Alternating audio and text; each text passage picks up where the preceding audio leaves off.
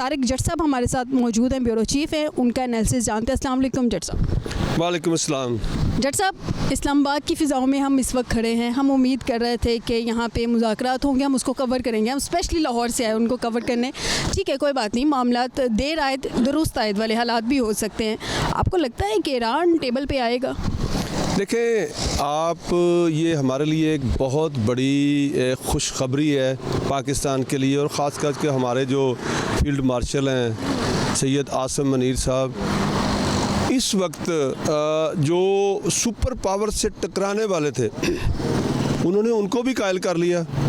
Super power रास्ता ढूंढ रहा अपना, थक चुका है, मैं आपको कहूँगा सुपर पावर।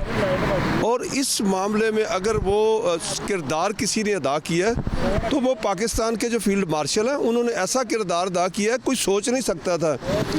ये कुछ देर पहले से भारत ये कहता था कि ये पाकिस्तान दहशतगर्द है। अच्छा, यहाँ पे एक पॉइंट है, ऐड करूँ, भारत में सफ़े मातम बिछी हुई है और वो जिस तरह से चीख रहे हैं, उनके एंकर्स जिस तरह से टैब्स फेंक रहे हैं, ऐसा लगता है कि भारत को डाइजेस्ट नहीं हो रहा। लेकिन इसको हम लाइटर नोट में नहीं लेना चाहिए। भारत इज़राइल जो है एक पेज पे हैं। इज़राइल ने अमेरिका को इस जंग में घसीटा है, तो ये भी कनेक्शन देख रहे हैं कि जो थोड़े मामलात हैं ब्लॉकेट के हवाले से। देखें, अब मामला जो है ना ये अना पे आके फंसा हुआ है। ये मामला इस वक्त को सारा का सारा जो है वो अना पे फंसा हुआ है। और अगर देखें तो पाकिस्तान की अगर इस वक्त बात करें तो मुझे फ़ख्र हो रहा है पाकिस्तान के।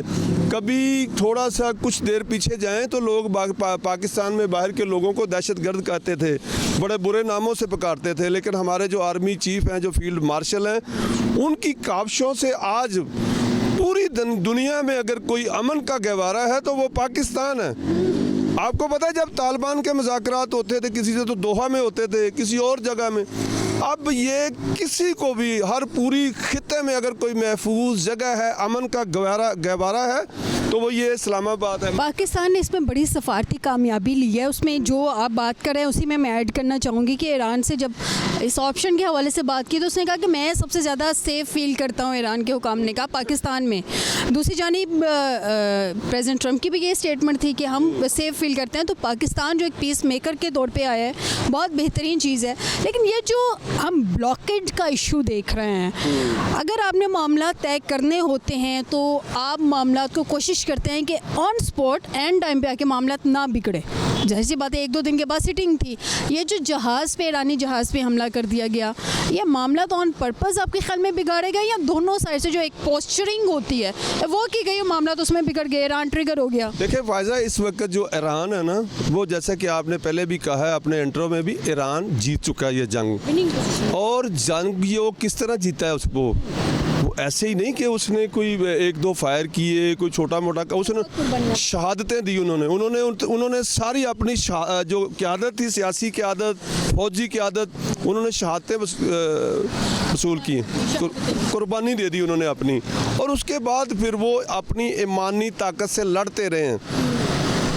और वो मुल्क जो कई दहाइयों से पाबंदियों में जकड़ा हुआ है, वो मुल्क अब सुपर पावर से टकरा रहा है।